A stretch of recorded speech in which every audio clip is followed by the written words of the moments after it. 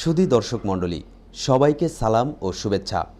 ধর্ম ব্যবসা, জঙ্গিবাদ, সন্ত্রাসবাদ এবং অপরাজনীতির বিরুদ্ধে গণসচেতনতা সৃষ্টির লক্ষ্যে গত ৮ই মে ২০১৫ তারিখ বেলা ১১টায় মেহেরপুর শিল্পকলা একাডেমি প্রাঙ্গণে হিজবুত তৌহিদ আন্দোলনের উদ্যোগে আলোচনা সভা অনুষ্ঠিত হয়। উক্ত সভায় মুখ্য বক্তা হিসেবে বক্তব্য রাখেন হিজবুত তৌহিদ আন্দোলনের মাননীয় ইমাম জনাব হোসাইন মোহাম্মদ সেলিম। এখন সেই ভাষণটি প্রচারিত হচ্ছে। আজকের এই হিজবুত তৌহিদ কর্তৃক আয়োজিত মেহেরপুর শিল্পকলা একাডেমি প্রাঙ্গণের এই আলোচনা সভায় উপস্থিত সম্মানিত এলাকাবাসী, হিজবুত তৌহিদ আন্দোলনের মুজাহিদা ভাই বোনেরা, উপস্থিত আমাদের নেতৃবৃন্দ, আমাদের সাংবাদিক বন্ধুগণ এবং সমাজের গণ্যমান্য রাজনৈতিক ব্যক্তিত্ব, সবাইকে আমার সালাম, শুভেচ্ছা। আসসালামু আলাইকুম ওয়া রাহমাতুল্লাহি ওয়া বারাকাতুহু। উপস্থিত বন্ধুগণ,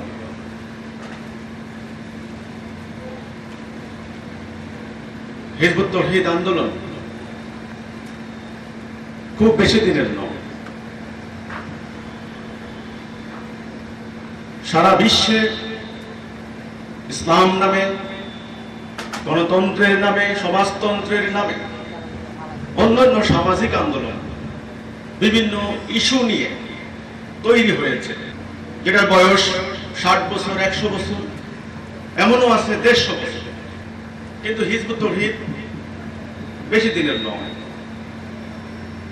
একটা আন্দোলন যখন শুরু হয়, অত্যন্ত স্বাভাবিক, অত্যন্ত সাধারণ ব্যাপার যে এই ব্যাপারে শত শত রকমের প্রশ্নের সৃষ্টি হয়। একটা বক্তব্য যখন চলে, মাঠে যখন দেওয়া হয়, তখন এর পক্ষে বিপক্ষে অনেক কিছু থাকে। হিজবুত তৌহিদ এর ব্যতিক্রম নয়। হিজবুত তৌহিদের ব্যাপারে অনেক প্রশ্ন আছে আপনাদের মনে, অনেক কিছু জানার আছে। আমাদের প্রশাসনের মধ্যেও অনেকের মনে হিজবুত তৌহিদের ব্যাপারে অনেক প্রশ্ন আছে, যে হিজবুত তৌহিদ আবার নতুন করে কি বলছে, এটা আবার কোন ধরনের আন্দোলন। এরা দেখি নারী পুরুষ একসঙ্গে মিটিং করে, এরা গান শুনে, আবার সালাত কায়েম করে, নামাজ পড়ে, আবার ইসলামের কথা বলে, মানবতার কথা বলে। ব্যাপারটা বুঝলাম, হিজবুত তৌহিদ আবার কি রকম আন্দোলন? তো এই অনেক প্রশ্ন আপনাদের ভিতরে আছে। আমি চেষ্টা করব হিজবুত তৌহিদ সম্পর্কে কিছু মৌলিক ধারণা দেওয়ার জন্য।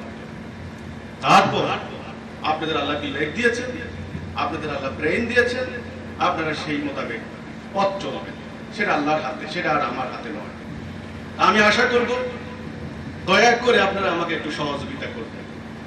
আমি আল্লাহ পাকের দরবারে অত্যন্ত শুকরগুজার করব এই জন্য যে আমি আমার কথাগুলি বলতে পারলাম। আল্লাহকে বলবো, আল্লাহ তুমি সব দেখেছো, সব শুনেছো। তুমি বলেছো তোমার পাক কালামে, তুমি সামিউম বাসীর, তুমি লতীফুল খবীর, তুমি আলিমুল গায়ব বিযাতিস সুদূর। সূক্ষ্মাতি সূক্ষ্ম হিসাব তুমি রাখো, তুমি সব দেখো, তুমি জ্ঞানী। শুধু তাই নয়, তার কলবে কি আছে, হৃদয়ে কি আছে, সেটা পর্যন্ত তুমি দেখো। আলিমুল গায়ব বিযাতিস সুদূর, সুদূর অন্তরের অন্তঃস্থলে কি আছে তুমি দেখো, তুমি জানো। কাজেই আমার সামনে যারা বসে আছেন, কে কি মন নিয়ে বসে আছেন, আল্লাহ পাক সবকিছু দেখছেন। সেটা আল্লাহর আমার অত্যন্ত আনন্দের বিষয় হবে আমি কথাগুলি বলতে পারলাম। এই জন্য আপনাদের কাছে আমি সহযোগিতা চাই। প্রথমে আমি যে কথা বলবো, আমরা মানুষ, আল্লাহর প্রিয়তম সৃষ্টি, আশরাফুল মাখলুকাত। আল্লাহ পাক কালামে বলেছেন, সূরা বাকারা 30 নম্বর আয়াত, আমি ইরাদা করেছি আমি পৃথিবীতে খলিফা সৃষ্টি করব। বিসমিল্লাহির রহমানির রহিম। ওয়া ইয ক্বালা রাব্বুকা লিল মালাইকাতি ইন্নী জাইলুন ফিল আরদি খলিফা। স্মরণ করো সেই মুহূর্তের কথা যখন আল্লাহ মালাইকদেরকে বললেন আমি পৃথিবীতে আমার খলিফা সৃষ্টি করব। তাহলে আমাদের সৃষ্টির পূর্বে আমাদের পদবি, আমাদের ডিজিগনেশন, আল্লাহ আমাদেরকে সম্বোধন করলেন খলিফা হিসেবে। আমরা আল্লাহর খলিফা, আল্লাহর প্রতিনিধি। এই পৃথিবীতে আল্লাহ পাকের প্রতিনিধিত্ব করাই আমার মুখ্য কাজ, মুখ্য ইবাদত। এজন্য আল্লাহ বলেছেন জিন এবং ইনসান আমার ইবাদত ছাড়া আমি অন্য কিছুর জন্য সৃষ্টি করি নাই। ওমা খালাকতুল জিন্না ওয়াল ইনসা ইল্লা লিয়াবুদুন। ইবাদত ছাড়া আমি অন্য কিছুর জন্য তো বানাই নাই। অত্যন্ত গুরুত্বপূর্ণ। এই পৃথিবীতে আমার আগমনের উদ্দেশ্য কি, কি জন্য আমি আসলাম? আমাকে এত সুন্দরতম অবয়ব দিয়ে আল্লাহ বানিয়েছেন। পাক কালামে আল্লাহ বলেছেন আহসানা তাকবীম, সুন্দরতম অবয়ব। আমি গরু, ছাগল, মহিষ, বৃক্ষরাজি, তরুলতা, পর্বতমালা, মৎস্যকুল, আসমান জমিন, সামাওয়াত ওয়াল আরদ, আমি সমস্ত কিছু সৃষ্টি করেছি। কোন শব্দ দ্বারা? আমি বলেছি কোন, হয়ে গেছে। আর এই মানুষ সৃষ্টি করেছি আমি আমার নিজ পবিত্র কুদরতি হাতে। ওয়ানাফাতু ফীহি মিন রূহি, অন্য কোন সৃষ্টির মধ্যে আমার পবিত্র রূহকে দেই নাই, এই মানুষের ভিতরে আমি দিয়েছি। ওয়ানাফাতু ফীহি মিন রূহি, আমার রূহকে দিয়েছি। আমি যে কথা বলতে চাই, মানুষ আল্লাহর এক অনন্য সৃষ্টি, অসাধারণ সৃষ্টি। এই মানুষ যদি পশুর মতো খায়, পশু যেমন ঘুমায়, পশু যেমন বাচ্চা কাচ্চা পয়দা করে, পশু যেমন একটা পরিণত অবস্থায় পৌঁছতে সে মাটির সঙ্গে মিশে যায়, মানুষও যদি এমন জীবন নির্বাহ করে তাহলে তার মানবতার, মানুষের তার জন্ম ব্যর্থ হয়, তার এই পৃথিবীতে আগমন ব্যর্থ হয়। কাজেই আমরা মানুষ অন্যান্য সৃষ্টির মতো নয়, আলাদা। মানুষের ভিতরে তার রূহ আছে। এই টেবিল, এই মাইক্রোফোন, এরকম বহু সৃষ্টি আছে। মানুষ এরকম বস্তু না, মানুষের ভিতরে রূহ আছে। দেহ এবং আত্মা দুটির সমন্বয়ে একটা জীব, দেহ আত্মা। তেমনি মানুষের শুধু ইহকাল নয়, পরকালও আছে। ইহকাল এবং পরকাল দুই জীবন মিলিয়ে তার জীবন। কাজেই প্রত্যেকটা কাজ হবে তার দুই জীবনকে লক্ষ্য রেখে। শুধু এই জীবনে নয়, ওই জীবনেও যেন সে ফলাফল পায়, সেজন্য সে কাজ করবে, প্রতিটা কাজ। আল্লাহ বলেছেন আমি কোনো কিছুই অনর্থক সৃষ্টি করি নাই। আরেক জায়গা বলেছেন আমি তো খেলার ছলে সৃষ্টি করি নাই। তোমরা খেলবা, খেলার ছলে আমি সৃষ্টি করি নাই, অনর্থক সৃষ্টি করি নাই। কাজেই কোন বস্তু আল্লাহ অনর্থক সৃষ্টি করেন নাই। আমাকে কি তিনি অনর্থক সৃষ্টি করেছেন? নো, আমার সৃষ্টি হতে হবে অর্থবহ, অত্যন্ত গুরুত্বপূর্ণ। সেটা কি? আমি আগেই বলেছি আমাদের দুই জীবন, ইহজীবন, পরজীবন, এই কাল, পরকাল। প্রত্যেকটা কাজ হবে আমাদের দুই জীবনের সফলতা। এই জন্য আমরা প্রত্যেকটা নামাজে দোয়া করি, রব্বানা আতিনা ফিদ দুনিয়া হাসানাতাও ওয়া ফিল আখিরাতি হাসানাতাও ওয়া কিনা আযাবান নার।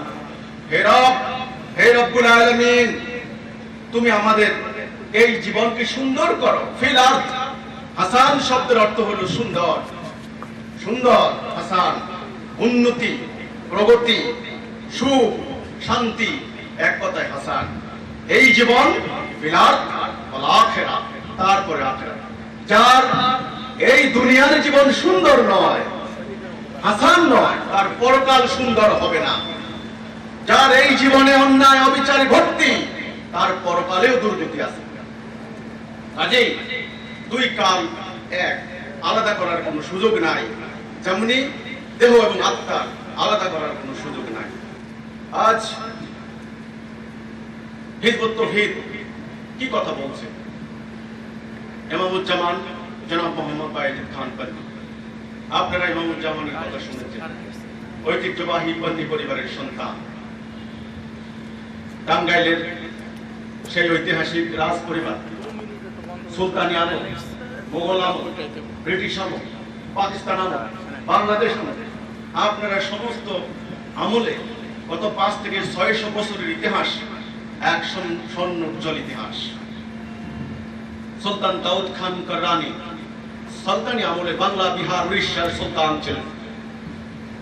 ওনাদের কৃতি, শিক্ষা, সাহিত্য, সংস্কৃতিতে এই জাতির মধ্যে কি অবদান রয়েছে সেই ইতিহাস ভুলিয়ে দেওয়া হয়েছে। তারপরে এই পরিবার উত্তরসূরি জনাব ওয়াজেদ আলী খান চাঁদ মিয়া সাহেব, যিনি ব্রিটিশ বিরোধী আন্দোলনে কতবার যে জেল খেটেছেন, উনার জমিদারি সম্পত্তি অকাতরে বিলিয়ে দিয়েছেন। করটিয়ার শাহাদাত আলী সরকারি কলেজ, ঢাকা বিশ্ববিদ্যালয়ের প্রতিষ্ঠাতা লগ্নে ওনাদের অবদান। বগুড়ার সাবেক মোহাম্মদ আলী প্রধানমন্ত্রী, বগুড়ার মোহাম্মদ আলী আমাদের মাননীয় মামুজ্জামানের খালুজান ছিলেন। এটা বলতে গেলে অনেক।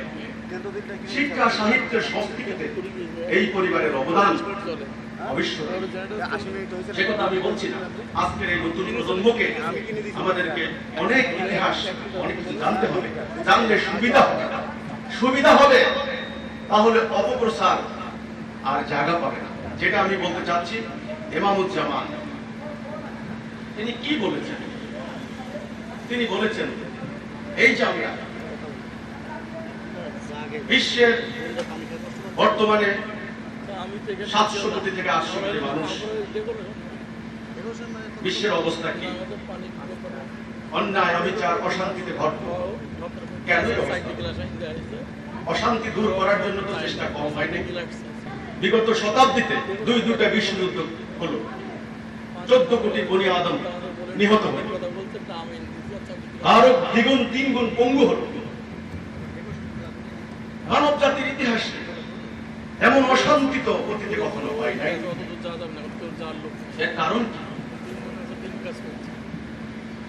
এর কারণ তিনি ভাবতে লাগলেন। আল্লাহ রাব্বুল আলামিন ওনার সেই কারণের জবাব দেন। এখানে একটি কথা না বললেই নয়। আমরা যখন বলি মাননীয় মামুজ্জামানকে আল্লাহ এই মহাসত্য দান করলেন, সঙ্গে সঙ্গে তারা সমালোচনা করছেন, কি ওনাকে দান করলেন? আমি বললাম কেন? আমি যদি বলি সন্তান দান করছেন আল্লাহ, সম্পদ দান করছেন আল্লাহ, তাহলে জ্ঞান দান করবেন কে? তিনি তো আল্লাহ। এ কথা বললে অবজেকশন করেন কেন? আল্লাহ ওনাকে দান করেন। তিনি বললেন বিশেষ করে মুসলমান নামক এই জাতি সংখ্যা 160 কোটি, তাদের লক্ষ লক্ষ মসজিদ, কোটি কোটি আলেম, মুহাদ্দিস, মুফাসসির, কামেল, পীর সাহেব, দরবেশ, এই জাতির কোনো কমতি নেই, কিছু তো ঘাটতি নেই। 55টা রাষ্ট্রে তারা বিভক্ত। পৃথিবীর প্রাকৃতিক সম্পদের প্রায় অধিকাংশ তাদের। প্রধান সমুদ্র বন্দর তাহলে কেন সংখ্যা 160 কোটি? কেন বিশ্বজোড়া তাদের এই অশান্তি? কেন তাদের এই দুর্গতি? আল্লাহ কি পাক কালামে বলেননি, খায়রা উম্মতি ইউখরাজু লিন-নাস তা'মুরুনা বিল মারুফ ওয়া তানহাউনা আনিল মুনকার। তোমরাই তো শ্রেষ্ঠ জাতি, তোমাদের উত্থান ঘটানো হয়েছে মানব জাতিকে সৎ কাজের আদেশ দিবে, অসৎ কাজ থেকে নিষেধ করবে। এই কি শ্রেষ্ঠ জাতির নমুনা? অন্যকেও শান্তি দিবে, নিজেরাও শান্তির মধ্যে থাকবে। এজন্য এই দিনের নাম ইসলাম। ইসলাম মানে হলো শান্তি, সুখ, ন্যায় বিচার, এক কথায় ইসলাম শান্তি। অন্য জাতিকে কি করে শান্তি দিবে? নিজেরাই তো আছে চরম অশান্তির মধ্যে। এর কারণ কি? কি কারণ? সেই কারণটা উনাকে আল্লাহ রাব্বুল আলামিন দান করলেন। সেটা হলো এই, তিনি বললেন যে ইসলামের যে পঞ্চব্যানার ইসলাম, কালেমা, সালাত, যাকাত, হজ, সাওম।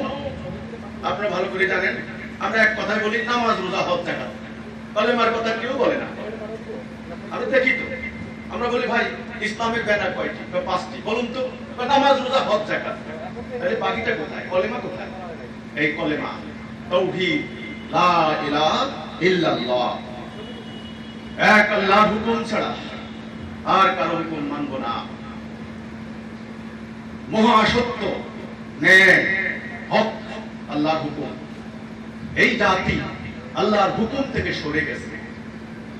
এক নাম্বার নাই, কলেমা নাই, না থাকার কারণে তাদের বাকি আমল ব্যর্থ হচ্ছে। তারপরে আল্লাহ রসুল রেখে গেলেন একটা মহাজাতি, উম্মতে মুহাম্মাদি, ইস্পাত কঠিন ঐক্যবদ্ধ, দুর্দান্ত দুর্বেদিত, শিক্ষা দীক্ষা সামরিক শক্তিতে, জ্ঞান বিজ্ঞানে, নতুন নতুন বৈজ্ঞানিক প্রযুক্তিতে এমন একটি মহাজাতি ছিল। ইন্দোনেশিয়া থেকে আটলান্টিকের তীর পর্যন্ত হাফ অফ দ্য ওয়ার্ল্ড শুধু আল্লাহর সভরেন্টি ছিল। একটা মেয়ে মানুষ রাতের অন্ধকারে হেঁটে যেত, কোনো ভয় থাকতো না। উটের পিঠে খাবার বোঝাই করে দাঁড়ে দাঁড়ে ঘুরতো, বলতো কারো প্রয়োজন আছে, বলবে আমার কোনো প্রয়োজন নেই। এমন সুখ শান্তি ন্যায় বিচার প্রতিষ্ঠা করে দিয়ে আল্লাহ রাসূল চলে গেলেন। কিন্তু সেই জাতি সেই আদর্শ ত্যাগ করলো, অর্থাৎ আল্লাহর সভরেন্টি ত্যাগ করলো, ন্যায় ত্যাগ করলো, প্রকৃত ইসলাম ত্যাগ করলো। ফলে আল্লাহ এই জাতিকে শাস্তি দিলেন। আজ থেকে 300 বছর আগে ব্রিটিশরা এসে total half of the world এই জাতিকে পদানত করল। পদানত করার পর এরা যেন কোনোদিন আর মাথা উঁচু করে দাঁড়াতে না পারে, বিশ্বের শ্রেষ্ঠত্বের আসন দখল করতে না পারে, এক শয়তানি বুদ্ধি করলো। তারা দুই প্রকারের শিক্ষা ব্যবস্থা প্রতিষ্ঠা করলো। একটা হলো মাদ্রাসা শিক্ষা ব্যবস্থা, একটা হলো সাধারণ শিক্ষা ব্যবস্থা, যেটার নাম জেনারেল এডুকেশন। মাদ্রাসা শিক্ষা ব্যবস্থায় কি পড়ানো হবে, কি বাদ দেওয়া হবে ইত্যাদি তারা ঠিক করলো। একে একে 26 জন খ্রিস্টান প্রিন্সিপাল 140 বছর ধরে একটা ইসলাম তাদেরকে শিক্ষা দেবে। সেখানে মানবতা শিক্ষা দেওয়া হয় নাই, জাতির ঐক্য ঘটনের গুরুত্ব শিক্ষা দেওয়া হয় নাই, অন্যায়ের বিরুদ্ধে দুর্নিবার, অন্যায়ের বিরুদ্ধে দুর্বার সংগ্রাম করার প্রেরণা শিক্ষা দেওয়া হয় নাই। সেখানে শিক্ষা দেওয়া হয়েছে ক্ষুদ্রাতি ক্ষুদ্র, সূক্ষ্মাতি সূক্ষ্ম, মাসলা মাসায়েল, এমন এমন বিষয় যেগুলো করে আমাদের আলেমরা তর্ক বাহাসে লিপ্ত হবেন, কোনদিন যেন ঐক্যবদ্ধ হতে না পারেন। এজন্য একটা কথা চালু আছে, দুই মাস্টার এক জায়গায় বসতে পারে, দুই আলেম এক জায়গায় বসতে পারে না। কেন? আল্লাহ রাসূল মক্কার সবচাইতে বিশৃঙ্খল, ঐক্যহীন, পশ্চাৎপদ একটা জাতিকে যখন ঐক্যবদ্ধ করলেন, সেই ইসলাম শিখে আপনারা এক জায়গায় বসতে পারেন না। এটা কোন ইসলাম? এটা কোন ইসলাম? অবশ্যই আল্লাহ রাসূলের ইসলাম নয়, ব্রিটিশ খ্রিস্টানদের তৈরি ইসলাম। সেই ইসলাম শিখে অহংকারে তাদের মাটিতে পা পড়ে না। আমরা যখন প্রকৃত ইসলামের কথা বলতে যাই, আমরা যখন বলতে যাই একজন মুসলমান হবে মানবতাবাদী, একজন মুসলমান হবে অন্যায়ের বিরুদ্ধে প্রতিবাদকারী, একজন মুসলমান হবে অন্যান্য ধর্ম বিশ্বাসী মানুষের ঈমান, তাদের বিশ্বাস, তাদের সম্পদ, তাদের জীবনকে হেফাজতকারী, তখন ওনারা বলেন আপনি কি মাদ্রাসায় পড়েছেন? আপনার লেবাস কোথায়? আপনি কিসের ইসলাম বলতে এসেছেন? ইসলামের কন্ট্রাক্টরি তো আমরা নিয়েছি, আমরা বলবো। গতকাল আমি মেহেরপুরের একটা গ্রামে গিয়েছিলাম একটা আলোচনা সভায়। আমি আশ্চর্য হয়ে গেছি, সাধারণ মানুষ আমার দিকে ফেল ফেল করে তাকিয়ে আছে। আমি যখন ইসলামের ইতিহাস বলতে গেলাম, জানেন না ইতিহাস, জানেন না ব্রিটিশদের ইতিহাস, জানেন না এদেশের অত্যাচারের, জুলুমের, সেই পাকিস্তানি শাসক গোষ্ঠীর ইতিহাস কিচ্ছু জানে না। জানবে কি করে? শিক্ষা দেওয়া তো হয় নাই। গণতান্ত্রিক শিক্ষা দিয়েছেন, খালি ভোট পারো, একটা ভোট দরকার আমাদের। আর মোল্লারা শিক্ষা দিয়েছেন ধর্ম ব্যবসা করে খাবো, ওয়াজ করবো, আমাদেরকে টাকা দিবা। তোমাদের ইসলাম শিখতে হবে না, ইসলাম শিখবো আমরা, তোমাদের কাছে বিক্রি করে খাবো, আমাদের দিকে চেয়ে থাকবা। বড় পয়েন্ট বিয়ে করাইবা, আমাদেরকে ডাকবা। গরু জবাই করবো, আমাদেরকে ডাকবা। বিয়ে তুমি করতে যাইবা, আমাদেরকে ডাকবা। তোমার বাবাকে মূর্তে দাফন করবা, আমাকে ডাকবা, আমাকে ছাড়া তোমার কোনো কাজ হবে না। আমার রাসূলের ইসলাম এরকম ছিল না। রাসূল পাক সাল্লাল্লাহু আলাইহি সাল্লামের জাতি 5 লক্ষ মাত্র, লেখাপড়া জানতেন না ঠিক মতো 40 জন, 1000-এর উপর গুনতে জানতেন না। প্রায় নিরক্ষর আরব জাতিকে দিয়ে রাসূল পাক সাল্লাল্লাহু আলাইহি সাল্লাম তৎকালীন দুইটি সুপার পাওয়ার রোমান সাম্রাজ্য এবং পারস্য সাম্রাজ্যকে এট এ টাইম স্ম্যাশ করে দিয়েছেন। সেই ইসলাম আজকে কোথায়? আজকে কোথায়? আমরা আজকে 16 কোটি বাঙালি আমাদের এই ধর্ম বিশ্বাসকে বারবার হাইজ্যাক করা হয়েছে, বারবার হাইজ্যাক করা হয়েছে। আল্লাহ রাব্বুল আলামিনের সিদ্ধান্ত এসে গেছে। এই জন্য আমার মতো গুনাহগার সাধারণ মানুষ আজ আমি জমিনে বেরিয়ে পড়েছি। আর ধর্ম ব্যবসা চলবে না, জঙ্গিবাদ চলবে না। এই বাংলার মাটিকে পবিত্র করবো ইনশাআল্লাহ। এই জমিন, এই আসমান, এই জমিন সৃষ্টি করেছেন আল্লাহ রাব্বুল আলামিন। এখানে শুধু চলবে ন্যায় বিচার, সুখ এবং শান্তি। আমি বলতে চাই, অতীতে ধর্মের নামে ব্যবসা করা হয়েছে, মানুষের ধর্ম বিশ্বাসকে হাইজ্যাক করা হয়েছে বারবার। আমরা আমাদের মাননীয় সরকারকে এই জিনিসটা বলেছিলাম। আমাদেরকে অনেকে বলেন, আপনারা আওয়ামী লীগ সরকারের সঙ্গে কাজ করেন কেন? এই প্রশ্নের জবাব আপনাদেরকে আমি দেব।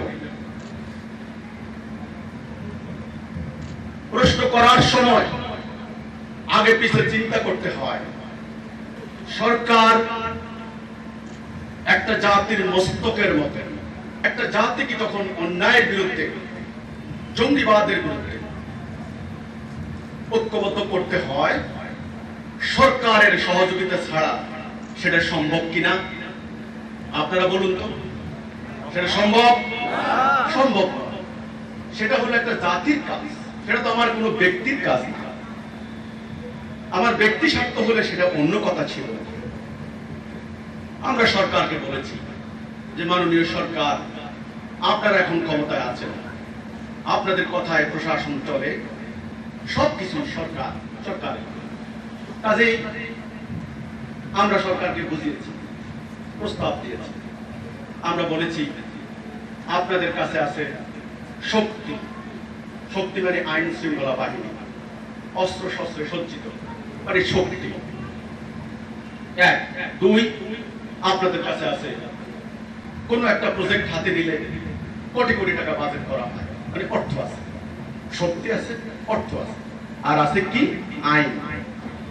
যেই অপরাধের শাস্তি ছিল যাবজ্জীবন, সেটাকে আপনারা করেছেন ফাঁসি। যার শাস্তি ছিল 4 বছর, সেটার জন্য করেছেন 14 বছর। অর্থাৎ আইন আছে, যথেষ্ট আইন আছে। অনেকে বলেন আইন দুর্বল। আমি মনে করি আইন যথেষ্ট শক্তিশালী আছে, আর শক্ত করার দরকার নেই। এখন অন্যদিকে চিন্তা করা উচিত। সেটা কি? শুধু শক্তি দিয়ে, শুধু অর্থ দিয়ে, শুধু আইন দিয়ে দেশে শান্তি আসবে না, অশান্তি দূর হবে না, অন্যায়, অবিচার, সহিংসতা, জঙ্গিবাদ নির্মূল হবে না। সেটার জন্য কি লাগবে? সেটার জন্য লাগবে একটা আদর্শ, নির্ভুল আদর্শ। যে আদর্শ দিয়ে মানুষকে বুঝাইতে হবে, মানুষের আত্মার পরিবর্তন করতে হবে, মানুষের মানসিক অবস্থার পরিবর্তন করতে হবে। এটা তো শুধু আমাদের কথা না, আমাদের কথা না। বর্তমানে শক্তি প্রয়োগ করে ব্যর্থ হওয়ার পরে টেলিভিশনে বিভিন্ন জায়গায় সামরিক বিশ্লেষকগণ, নিরাপত্তা বিশ্লেষকগণ, মিডিয়া কর্মীরা সবাই এখন বলছেন সোশ্যাল অ্যাওয়ারনেস দরকার আছে, জনসচেতনতার দরকার আছে। আমাদের আইজি সাহেব সেদিন বললেন, প্রায় দৈনিক পত্রিকায় এসেছে যে ঢাকা বিশ্ববিদ্যালয়ের পাশে হাজার হাজার মানুষের সামনে কয়েকটা যুবক কয়েকটা মেয়ের শ্লীলতা হানি করলো, আর মানুষগুলি দাঁড়িয়ে দাঁড়িয়ে দেখলো, তারা কিছু বললো না। তারা কেন অপরাধীকে পাকড়াও করলো না? এখানে আমাদের কথা। জনগণ যদি অপরাধীদেরকে ধরতে হয়, প্রতিরোধ করতে হয়, তাহলে জনগণকে অবশ্যই শিক্ষা দিতে হবে। শিক্ষার কোনো বিকল্প নাই, সেই আদর্শ লাগবে। সেই আদর্শটা কোথায় আছে? কোথায় আছে? মানুষকে শিক্ষা দিতে হবে মানুষের আসলে ইবাদত কি, মানুষকে শিক্ষা দিতে হবে মানুষের প্রকৃত ধর্ম কি, মানুষকে শিক্ষা দিতে হবে তার সামাজিক দায়বদ্ধতা কি আছে, এটা তাদেরকে শিক্ষা দিতে হবে। যদি মানুষ উদ্বুদ্ধ হয়, নিজেদের দায়িত্ব মনে করে, ধর্মীয় কর্তব্য, সামাজিক কর্তব্য, রাষ্ট্রীয় কর্তব্য মনে করে, তখন মানুষ নিজেরা উদ্বুদ্ধ হয়ে অপরাধের বিরুদ্ধে তারা ঐক্যবদ্ধ হবে এবং অপরাধ প্রতিরোধ করবে। তাহলে আমরা যেটা বললাম সরকারকে, শুধুমাত্র শক্তি দিয়ে নয়, শক্তি এবং আদর্শ দুটি লাগবে। দেহ এবং আত্মা দুটির সমন্বয় মানুষ, শক্তি এবং সঠিক শিক্ষা দুটির সমন্বয় সমাজ থেকে অপরাধ দূর হবে। আমরা এই কথাটা সরকারের মাননীয় মন্ত্রী মহোদয়গণ, সংসদ সদস্যগণ, আইন শৃঙ্খলা বাহিনীর ঊর্ধ্বতন কর্মকর্তা, জেলা প্রশাসকগণ, পুলিশ সুপারগণ, অন্যান্য সকলকে, রাজনৈতিক নেতৃবৃন্দ, জনপ্রতিনিধি, সবাই সামনে আমরা প্রস্তাব আকারে উত্থাপন করেছি। আমরা বলেছি আপনারা বিবেচনা করুন, আপনারা ভাবুন, আপনারা দেখুন, আমাদের এই কথাগুলোকে চিন্তা করুন। আলহামদুলিল্লাহ ওনারা অনেকেই বুঝতে সক্ষম হয়েছেন, তবে এখনো অনেকে বুঝতে সক্ষম হচ্ছেন না। ইনশাআল্লাহ আমরা আশা করি অচিরেই ওনারা এই মহাসত্যটি বুঝতে সক্ষম হবেন। আমি একটা উদাহরণ দেব, জঙ্গিবাদ। জঙ্গিবাদ এই যে বিষয়টা, এটার উৎপত্তি কারা করল? আমি একটি বই লিখেছিলাম, ধর্ম ব্যবসা এবং পশ্চিমাদের ষড়যন্ত্রের যোগফল, জঙ্গিবাদ সমস্যা উত্তরণের উপায়। ঢাকা প্রেস ক্লাবে এই বইটির মূল উন্মোচন করা হয়েছে। সারা বাংলাদেশে কয়েক হাজার কপি ইতিমধ্যে বিক্রি হয়েছে। আপনারা যদি ইচ্ছা হয় আপনারা পড়ে দেখতে পারেন আমার নিজের লেখা বইটা। আমি নিজে থেকে কোনো কথা বলিনি, পত্র পত্রিকায় যা এসেছে, দলিল দস্তাবেজ যা পেয়েছি, সেই কথাগুলিকে মার্কিন ফার্স্ট লেডি, মার্কিন প্রেসিডেন্ট, সামরিক বিশেষজ্ঞগণ, তারপরে গোয়েন্দা সংস্থার কর্মকর্তাগণ, তাদের কথা উল্লেখ করেই প্রমাণ করে দিয়েছি। অন্তত বুঝাতে সক্ষম হচ্ছে কিনা জানি না, তবে চেষ্টা করেছি। আজকে দুনিয়া জোড়া যে জঙ্গিবাদ, এই জঙ্গিবাদ ইসলামের সৃষ্টি নয়, ইসলামের সৃষ্টি নয়। আমাদের এই প্রিয় ধরণী, এই বিশ্ব, পবিত্র কোরআনে আল্লাহ বলেছেন ফিল আর্থ, দিস আর্থ, এই দুনিয়াকে আজ জাহান্নামের কুণ্ডলী বানিয়ে রেখেছে ওয়েস্টার্ন ম্যাটেরিয়ালিস্টিক সিভিলাইজেশন, বস্তুবাদী সভ্যতা। তারা প্রতিপক্ষ হিসেবে ইসলামকে টার্গেট করেছে। আমাদের আলেম সাহেবরা এই মহাসত্যটি আজ বুঝতে ব্যর্থ হয়েছেন। যত তাড়াতাড়ি বুঝবেন তত মঙ্গল হবে। রাশিয়ার সমাজতান্ত্রিক ব্লক, রাশিয়ার নেতৃত্বে কমিউনিস্ট ব্লক, আর আমেরিকা ব্রিটেনের নেতৃত্বে পুঁজিবাদী ডেমোক্রেটিক ব্লক, দুইটা ব্লকের দীর্ঘদিন আপনারা জানেন, দুইটা বিশ্বযুদ্ধ ঘটার পর দুনিয়ার বুকে কি হয়েছে, কি অত্যাচার হয়েছে। ইসলামকে বলে সন্ত্রাসের ধর্ম, এই কথা আমি একটু পরে বলতেছি। বিশ্বের ইতিহাসের সবচাইতে দুইটি সন্ত্রাসী ঘটনা, দুইটা বিশ্বযুদ্ধ। তারপরে একে একে রাশিয়ার সমাজতন্ত্রের পতনের পর তারা দেখলো ভবিষ্যতে আমাদের জন্য থ্রেট হয়ে আছে ইসলাম। সংখ্যা তো 160 কোটি। তাদের তো একটা আদর্শ আছে, অবিকৃত পবিত্র কোরআন আছে, যেটার কারণে তারা ইউনাইটেড হয়ে যেতে পারে, আমাদের জন্য একটা সংকট হতে পারে।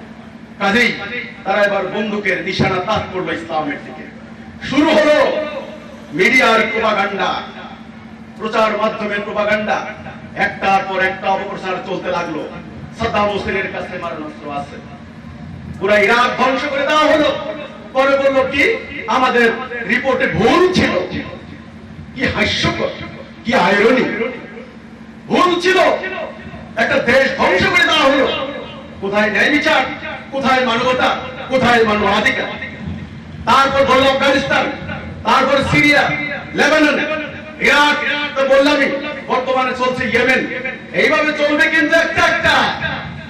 আমার কথা হলো এই যে আন্তর্জাতিক ইস্যু, এটার সঙ্গে আমরা কানেক্টেড কিভাবে, এটা জনগণকে বুঝতে হবে। আমি যখন গ্রামে গঞ্জে যাই, আমি দেখলাম আহারে আমাদের সহজ সরল খেতে খাওয়া সাধারণ কৃষক শ্রমিক জনতা, দেশ দুনিয়ার কোনো খবর নাই, কোনো খবর নাই। ওনারা ভাবছেন দৈনিক 5 বার শুধু মসজিদে যায় নামাজ পড়ে আসলাম আর নাক ডেকে ঘুমালাম, খেতে কাজ করলাম, আমি স্বর্গে চলে যাব, আমার আর কোনো কাজ নাই, কোনো দায় দায়িত্ব নাই। আমি বলতে চাই 5টা বিষয় অবশ্যই ভাবতে হবে। নাম্বার 1 আমার নিজেকে নিয়ে, নাম্বার 2 আমার পরিবারকে নিয়ে, নাম্বার 3 আমার সমাজ, নাম্বার 4 আমার রাষ্ট্র, নাম্বার 5 আমার এই বিশ্ব। আমি এই 5টা বিষয়ের ব্যাপারে আমি চিন্তা করতে হবে, ভাবতে হবে। আমি নির্বিকার থাকতে পারি না, স্বার্থপরের মতো আমি থাকতে পারি না। মনে রাখবেন, স্বার্থপরের কোনো নামাজ নাই, স্বার্থপরের কোনো সমাজ নাই, স্বার্থপরের কোনো জান্নাত নাই। আমরা আত্মকেন্দ্রিক হয়ে গেছি, আমরা স্বার্থপরের মতো হয়ে গেছি। কেন আমরা এরকম বললাম? কারণ আমাদের সমাজ ব্যবস্থা, আমাদের শিক্ষা ব্যবস্থা আমাদেরকে আত্মকেন্দ্রিক স্বার্থপর বানিয়েছে। এজন্য আজ আমার চোখের সামনে অপরাধ সংঘটিত হলে আমি শত শত লোক দাঁড়িয়ে থাকি নির্বিকার, যেন আমার কোনো দায় দায়িত্ব নাই, যেন সমস্ত কিছু দায়িত্ব থানা পুলিশের। 16 কোটি মানুষকে ঘরে বাহিরে নিরাপত্তা দেওয়া থানা পুলিশের পক্ষে সম্ভব কিনা? এখন তো অনেকে বলবেন কি ব্যাপার, হিজবুত তাওহীদের ইমাম দেখতেছি পুলিশের পক্ষেও সাফাই গাইতেছে। না, সেটা না। আমি শুধু বিবেকের কাছে প্রশ্ন রাখতে চাই, প্রত্যেকটা মানুষ যদি স্বার্থপর হয়, সমাজের প্রতি, রাষ্ট্রের প্রতি যদি কোনো দায়িত্ব কর্তব্য না বুঝে শুধু সরকারের উপরে, শুধু আইন শৃঙ্খলা বাহিনীর উপরে নির্ভরশীল হয়ে থাকলে আমাদের শান্তি আসবে না। আমাদেরকে বুঝতে হবে আমার সামাজিক কর্তব্য কি, আমার পারিবারিক কর্তব্য কি, আমার রাষ্ট্রীয় কর্তব্য কি। দীর্ঘ আলোচনায় না গিয়ে আমি সংক্ষেপে একটা কথা বলতে চাই। সেটা হলো, প্রথম কথা, আমার ধর্ম কি। আমরা যদি এখন একজন মানুষকে জিজ্ঞাসা বলি, ভাই আপনি কোন ধর্মের অনুসারী, নিশ্চয় তিনি কোনো না কোনো ধর্মের নাম বলবেন। আমি সংক্ষেপে বলবো ধর্ম কি। ধর্ম শব্দটা এই উপমহাদেশে চলে, এটা পবিত্র কোরআনে নাই। পবিত্র কোরআনে আছে দ্বীনুল হক, সত্য জীবন ব্যবস্থা। ওয়াল্লাযী আরসালা রাসূলাহু বিল হুদা ওয়া দীনিল হক লিইয়ুযহিরাহু আলাদ দীনি কুল্লিহি ওয়ালাউ কারিহাল মুশরিকুন। আরেক জায়গায় আল্লাহ বলেছেন ওয়াকাফা বিল্লাহি শাহীদা। কোরআনে আল্লাহ বলেছেন হেদায়েত এবং সত্য দিন দিয়ে আমি আপন রাসূল পাঠিয়েছি, তিনি যারা অন্যান্য দিনের উপর এটাকে গালেব করেন, বিজয়ী করেন, প্রতিষ্ঠা করেন। কাজেই পবিত্র কোরআনে আছে দ্বীনুল হক, হক মানে সত্য, ন্যায়। যেই সিস্টেমটা প্রতিষ্ঠা হলে পরে হক প্রতিষ্ঠা হবে, ন্যায় প্রতিষ্ঠা হবে, সেটা হলো দ্বীনুল হক, সত্য। যেই সমাজে প্রতিষ্ঠা হবে সত্য সমাজ, যেই সময়ে প্রতিষ্ঠা হবে সেই সময়ের নাম হলো সত্য যুগ, যেটা মহাভারতে আছে, সত্য যুগ। ধর্ম কি? ধর্ম হলো ধারণ করা কোন বস্তুর অভ্যন্তরস্থ সেই শক্তি যেটা ধারণ করে অটল থাকে, সেটা হলো ধর্ম। আগুনের ধর্ম কি? পোড়ানো। চুম্বকের ধর্ম কি? লোহাকে আকর্ষণ করা। চুম্বক যদি আকর্ষণ ক্ষমতা হারায় সে ধর্মহীন হয়ে গেল, আগুন যদি পোড়ানোর ক্ষমতা হারায় সে ধর্মহীন হয়ে গেল। তাহলে মানুষের ধর্ম কি? মানুষের ধর্ম কি? মানুষের ধর্ম হলো মানবতা। অন্য মানুষের দুঃখ, দুর্দশা, কষ্ট ইত্যাদি দেখার পর হৃদয়ে দুঃখ নিজে অনুভব করবেন। আরে এই মানুষটা না খেয়ে থাকছে, কষ্ট করতেছে, এই কষ্ট অনুভব তার হৃদয়ে থাকবে, নাম্বার 1। নাম্বার 2, এই কষ্ট দূর করার জন্য তিনি আপ্রাণ প্রচেষ্টা করবেন। এইটার নামে হলো জিহাদ। জিহাদ শব্দের অর্থ হলো আপ্রাণ প্রচেষ্টা। ওই মানুষের দুঃখ দূর করার জন্য আপ্রাণ প্রচেষ্টা। রাতের অন্ধকারে বাসে বোম মেরে পালিয়ে গিয়া, ওটা জিহাদ না, ওটা জিহাদ না। বিকৃত করা হয়েছে, যে কারণে পবিত্র জিহাদের নামে আজ মানুষ ঘৃণা করে। অথচ সকল নবী রাসূল জিহাদ করে গেছেন। অন্যায়ের বিরুদ্ধে ও শান্তির বিরুদ্ধে জিহাদ না থাকলে যেই বৃক্ষের কোনো শিকড় থাকে না, শিকড়বিহীন বৃক্ষ, কাষ্ঠখণ্ড, এর কোনো কাজে লাগে না। তেমনি অন্যায়ের বিরুদ্ধে যদি জিহাদ না করা হয়, ওই সমাজ মৃত সমাজ, ওই সমাজ হবে পশুর সমাজ। যেই কারণে আজকে প্রত্যেকটা মানুষের ভিতর থেকে সেই জিহাদি চেতনা লুপ্ত হয়ে গেছে।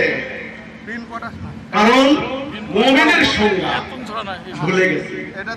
আমরা তো বলি নামাজ, রোজা, হজ, যাকাত সব তো মুমিনের জন্য। সূরা তাগাবুনের 2 নম্বর আয়াত আল্লাহ বলেছেন, আল্লাহ তোমাদেরকে সৃষ্টি করেছেন হয় কাফের নাইলে মুমিন। আপনারা বলুন, নামাজ কার জন্য? মুমিনের জন্য। রোজা কার জন্য? মুমিনের জন্য। আল্লাহ গুনাহ ক্ষমা করবেন কার? মুমিনের। তাহলে আগে তো আমরা মুমিন হব নাকি? আগে তো মুমিন হব। সেই মুমিন কাকে বলে? সূরা হুজরাত 15 নম্বর আয়াত খুলে দেখুন, সেখানে আল্লাহ বলেছেন, নিশ্চয়ই তাহারাই মুমিন যারা আল্লাহ এবং তার রাসূলের প্রতি ঈমান আনলো আর সন্দেহ করলো না এবং জীবন সম্পদ দিয়ে আল্লাহর রাস্তায় সংগ্রাম করলো, তাহারাই হলো মুমিন। তাহলে আমি যে বললাম ধর্ম কি, ধর্মের সঙ্গে মুমিনের সংজ্ঞা কিন্তু মিলে যায়। ইসলাম অর্থ কি? শান্তি। সমস্ত কিছুর ফলাফল হলো ইসলাম বা শান্তি। আমরা প্রকৃতপক্ষে ধার্মিক হতে চাই।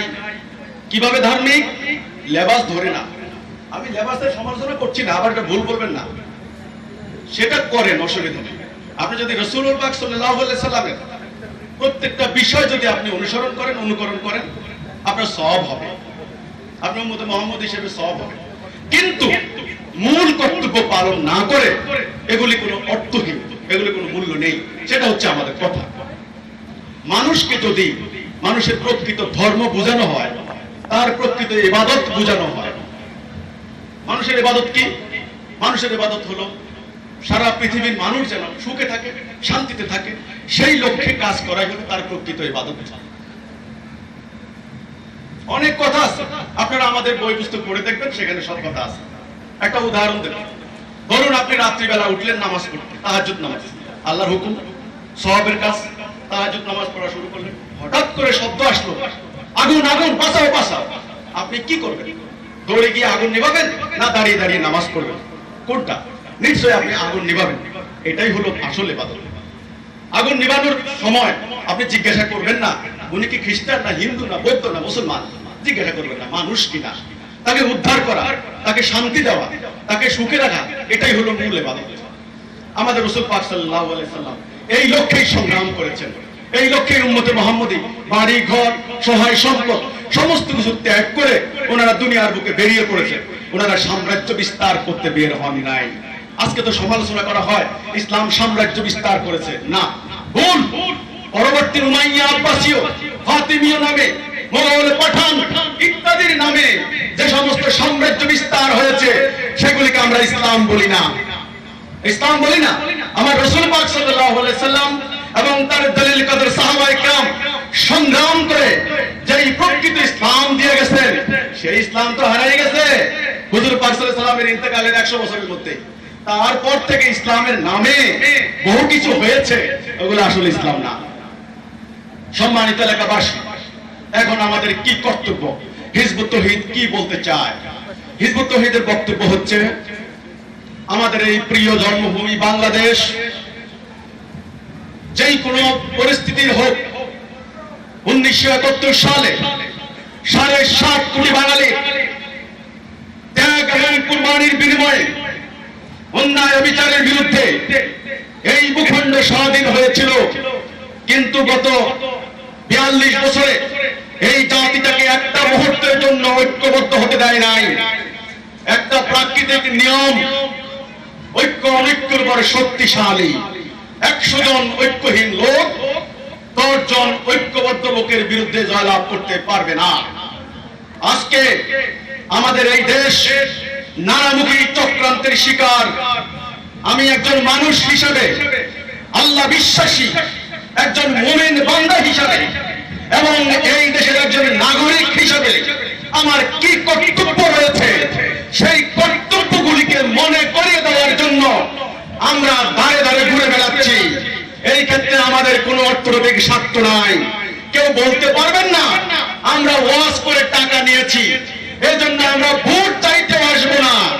আমরা শুধু বলতে চাই আমার ইবাদত হলো অন্য মানুষের দুঃখ দুর্দশা দূর করা। যদি আমি এটা করতে পারি আমি সেদিন জান্নাত পাবো। যার দুনিয়া সুন্দর তার হাসর সুন্দর। আমি ইমানি দায়িত্ব পালন করি, তাহলে মানুষের দুঃখ দুর্দশা দূর করা আমার মুখ্য কর্তব্য।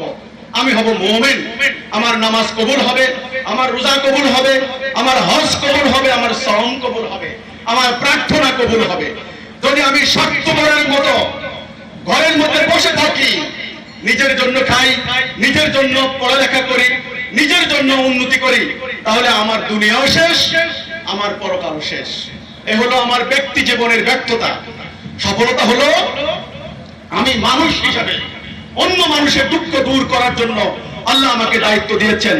এজন্য আমি আল্লাহর খলিফা। হাসরের দিন আমাকে এটার জন্য জবাবদিহি করতে হবে।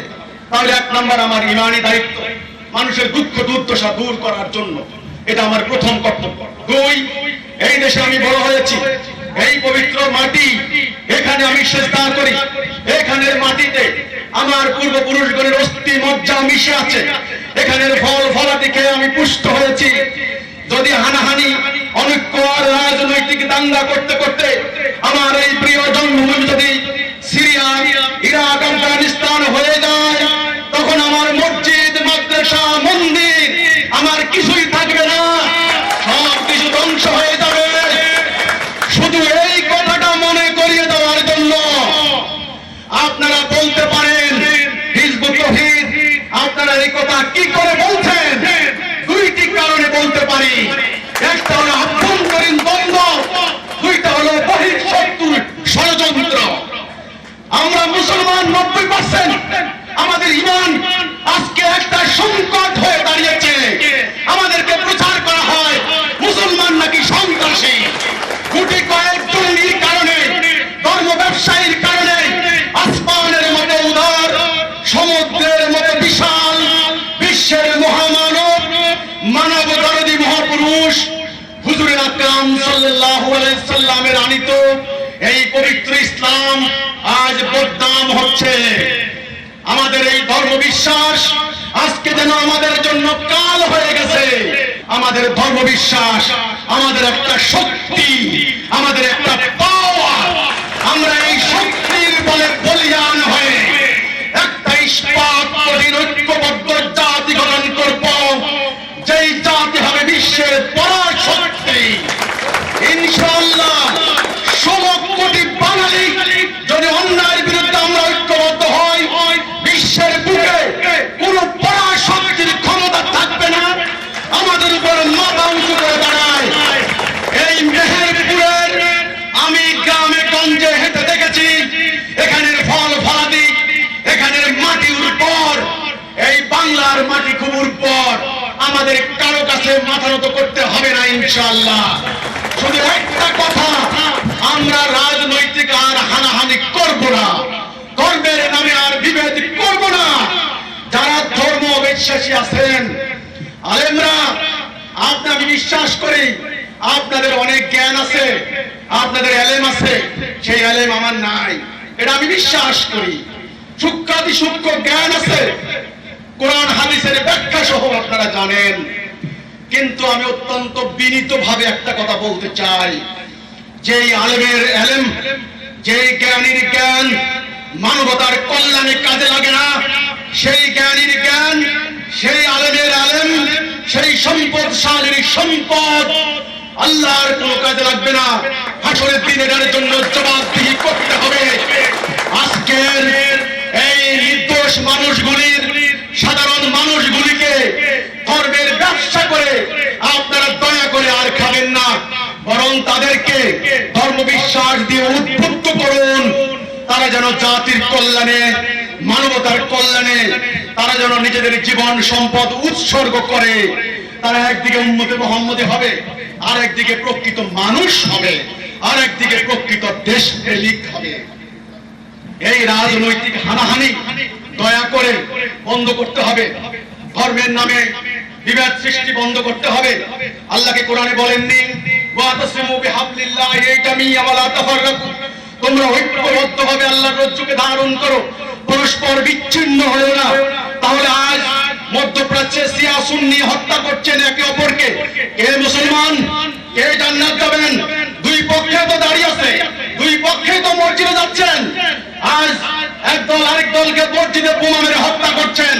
কে জান্নাত যাবেন? কেউ জান্নাত যাবেন না। মানবতা যখন বিপর্যস্ত, মানুষ যখন ত্রাহি সুরে চিৎকার করছে, এই অবস্থায় আপনাদের তাহাজ্জুদ হবে ঘুম নষ্ট করা, আপনাদের রোজা রাখা হবে, উপবাস থাকা, কোন ইবাদত আল্লাহর দরবারে কবুল হবে না। আর যারা রাজনীতি করছেন, আমি একটা কথা বলতে চাই, রাজনীতি এবং ধর্ম হবে মানবতার কল্যাণে, এর কোনো বিনিময় চলবে না। রাজনীতি হবে মানবতার কল্যাণে। আল্লাহ আপনাকে সম্পদ দিয়েছেন, আল্লাহ আপনাকে সামর্থ্য দিয়েছেন, মানুষের মুক্তির জন্য রাজনীতি করুন। নিজের ঘরে খাবেন, ঘরে ঘুমাবেন, নিজের টেলিফোন বিল ব্যবহার করবেন, নিজের গাড়ির তেল খরচ করবেন। জনগণের সম্পদ লুট করে জনসেবার নামে উস্কানির নিচে আর লিখবেন না। ধর্মের নয় ব্যবসা চলবে না। ধর্ম এসেছে মানবতার কল্যাণে। আল্লাহ রাব্বুল আলামিন আসমান জমিন যেমন সৃষ্টি করেছেন, বৃষ্টি যেমন বর্ষণ করেন, ফলবান বৃক্ষ যেমন ফল দেয়, সমুদ্রে যখন পানি প্রবাহিত হয় সকল জাতি ধর্মের শান্তির জন্য, তেমনি ধর্ম এসেছে সকল মানুষের শান্তির জন্য। ধর্মের বিনিময়ে ব্যবসা করে পকেট পুরানোর জন্য নয়। এই কারণে মানুষ না পাচ্ছে আজকে ধর্মের শিক্ষা, না পাচ্ছে আজকে রাজনীতির শিক্ষা। এই মানুষগুলি হয়ে গেছে আজকে কোটি কোটি ভোটার, না হচ্ছে মানবতাবাদী, না হচ্ছে ধার্মিক, না হচ্ছে দেশপ্রেমিক। এই অবস্থা কে করলো? এই অবস্থার সৃষ্টির পিছনে আমাদের শিক্ষা ব্যবস্থা, আমাদের সমাজ ব্যবস্থা দায়ী নয় কি? এই সন্ত্রাস এবং জঙ্গিবাদ দূর করার জন্য সরকার যে আপ্রাণ চেষ্টা চালাচ্ছেন, আমরা বলেছি আদর্শ লাগবে। দুইটা শিক্ষা ব্যবস্থা, মাদ্রাসা শিক্ষা ব্যবস্থা, সাধারণ শিক্ষা ব্যবস্থা, সেখানে এমন শিক্ষা ব্যবস্থা কিন্তু দেওয়া হয় নাই। আমি একটু আগে বলেছি যে মানুষগুলি নিঃস্বার্থভাবে বেরিয়ে এসে মানবতার কল্যাণে কাজে লাগবে, এই কিন্তু শিক্ষা দেওয়া হয় নাই। রাস্তার কি নাম? ফলে পরিচয়। ফলে আপনারা দেখতে পাচ্ছেন না। আমরা নিঃস্বার্থভাবে মানবতার কল্যাণে ভূমিকা রাখতে চাই, আমরা ঐক্যবদ্ধ হতে চাই। সন্ত্রাসের বিরুদ্ধে, জঙ্গিবাদের বিরুদ্ধে, ধর্ম ব্যবসার বিরুদ্ধে, অন্যায়ের বিরুদ্ধে আমরা ন্যায়ের পক্ষে, সত্যের পক্ষে, মানবতার পক্ষে একটা ইস্পাত কঠিন ঐক্যবদ্ধ জাতি গঠন করতে চাই। আপনারা আমাদেরকে সহযোগিতা করুন। আমাদের কোনো ভুল ভ্রান্তি থাকলে আমাদেরকে বলুন যে ভাই তোমাদের এই ভুল হচ্ছে, তোমরা সংশোধন করো। আমরা সংশোধিত হতে রাজি আছি। আমাদের যদি কোনো অন্যায় দেখেন আপনারা বলুন যে আপনাদের এই অন্যায় আছে। মানুষ মাত্রই ভুল করতে পারে। রাসূল পাক সাল্লাল্লাহু আলাইহি সাল্লামের সংস্পর্শে এসে সেই আরবের খারাপ মানুষগুলি ভালো মানুষ হয়ে গেছেন। কাজেই আমরা বিশ্বাস করি সঠিক শিক্ষা পেলে, প্রকৃত শিক্ষা পেলে আমাদের দেশের এই মানুষগুলিও সোনার মানুষ হয়ে যাবে ইনশাআল্লাহ। সেটা কি আমরা চাই না? সেটা আমরা চাই। আমরা এই প্রকৃত শিক্ষাটা আমরা পেয়েছি আমাদের ইমামুজ্জামানের কাছে। আমরা পুস্তিকার মাধ্যমে, পত্রিকার মাধ্যমে বিভিন্ন ভাবে আপনাদেরকে আমরা তুলে ধরছি। আল্লাহ আপনাদেরকে হেফাজত করুক, আল্লাহ আপনাদেরকে সুস্থ রাখুন, আল্লাহ আপনাদেরকে জাতির কল্যাণে, অন্যায়ের বিরুদ্ধে, জঙ্গিবাদের বিরুদ্ধে, সন্ত্রাসের বিরুদ্ধে কথা বলার, প্রতিরোধ গড়ে তোলার এবং নিজের জীবন সম্পদকে কোরবানি দেওয়ার আল্লাহ তৌফিক দান করুন। আমি আল্লাহর কাছে শুধু এই দোয়া করি, সহিংসতার পথ পরিহার করুন।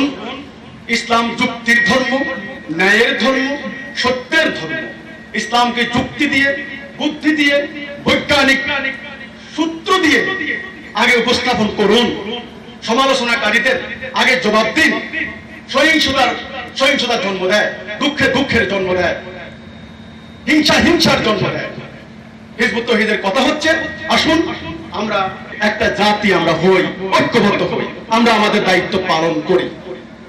হিজবুত তাওহীদ আন্দোলন কি বলতে চায় আপনারা হৃদয় দিয়ে উপলব্ধি করুন। গত 18টা বছর মহামান্য ইমামুজ্জামানের বিরুদ্ধে অপপ্রচার চালানো হয়েছে না বুঝে। কি অপপ্রচার চালানো হলো? পন্নী সাহেব খ্রিস্টান হয়ে গেছে। তিনি বলেছেন মুসলমানদের এই দুর্গতির কারণ কি? ভুল ভ্রান্তি ধরিয়ে দেওয়া কি খ্রিস্টান হয়ে যাওয়া? বলেছেন খ্রিস্টান হয়ে গেছে। আল্লাহ শকর, এই কথাটা এখন আর ঠাঁই পাচ্ছে না। মানুষ বুঝছেন যে না, তিনি তো সত্য কথাই বলেছেন। তারপরে অপপ্রচার চালানো হলো। ওই যে আমি একটু আগে বললাম, বিশ্ব জুড়ে যখন জঙ্গিবাদের একটা উৎপত্তি শুরু হলো, ওটা করেছেও কিন্তু ওরা ওরা যাই হোক, এটা বিরাট ইতিহাস। হিজবুত তৌহিদ নাম, আরবি নাম, বাস হিজবুত তৌহিদের নামে প্রচারণা শুরু হলো। হিজবুত তৌহিদ জঙ্গি হয়ে গেছে। জঙ্গি। আমরা অন্যায় করছি কি করছি না, আইন ভঙ্গ করছি কি করছি না, এই ব্যাপারে কোনো তোয়াক্কা নেই। চললো এক যুগে অপপ্রচার। আলহামদুলিল্লাহ, আল্লাহ শকর, এই অপপ্রচার অনেকটাই লাঘব হয়েছে। অনেকেই বুঝতে সক্ষম হচ্ছেন যে হিজবুত তৌহিদ খ্রিস্টানও না, হিজবুত তৌহিদ জঙ্গিও না। হিজবুত তৌহিদ প্রকৃতপক্ষে মানুষ হতে চায়, মুমিন হতে চায়, দেশপ্রেমিক হতে চায়, মানবতাবাদী হতে চায়, প্রকৃত ইবাদত করতে চায়, মানবতার কল্যাণে নিবেদিত একটা নিঃস্বার্থ আন্দোলন। কাজেই আমি আপনাদের প্রতি বিনীত আবেদন করব, আপনারা অন্যায়ের বিরুদ্ধে আসুন, ঐক্যবদ্ধ হন। আমরা যেন আর বিভেদ না করি, আমরা যেন আর বিভক্তি সৃষ্টি না করি, আমরা সহযোগিতা করি একজন আরেকজনকে। আমরা সমালোচনাটা একটু এখন কম করি। আমরা এখন নিজের ভুলটা নিজে দেখি, কি হয়েছে আমাদের। আল্লাহ রাব্বুল আলামিন, তুমি আমাদের এই ঈমানকে হেফাজত করো আল্লাহ। আল্লাহ আমাদের ঈমান যেন আর হাইজ্যাক না হয়। আল্লাহ আমাদের এই প্রিয় জন্মভূমি এই বাংলাদেশ যেন আল্লাহ অন্য কোন শয়তানি শক্তির দ্বারা আর আক্রান্ত না হয়। আল্লাহ আমাদের মানুষগুলি যেন সুখে থাকে, শান্তিতে থাকে। আল্লাহ আমাদের এই প্রিয় মাটি যেন হেফাজত থাকে, আমাদের এই প্রিয় ধর্ম যেন হেফাজত থাকে। আল্লাহ সবাইকে আল্লাহ সুস্থ রাখুক, সবল রাখুক, সক্ষম রাখুক। আল্লাহ হাফেজ। সালামু আলাইকুম ওয়া রাহমাতুল্লাহি ওয়া বারাকাতুহু।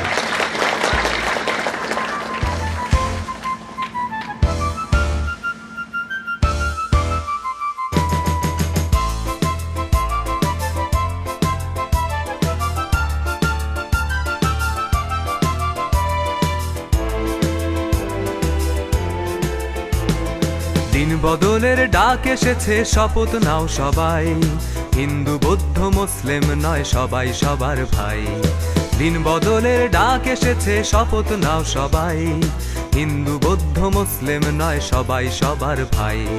ছুঁড়ে ফেলো সব বাদ মতবাদ, অসার তন্ত্র মন্ত্র, ধর্ম জাতির সীমানা প্রাচীর, গোলামীর ষড়যন্ত্র, অবিচার সন্ত্রাস দুর্নীতি হবে শেষ। এক দেশ, এক মত, এক জাতি, বাংলাদেশ। দিন বদলের ডাক এসেছে।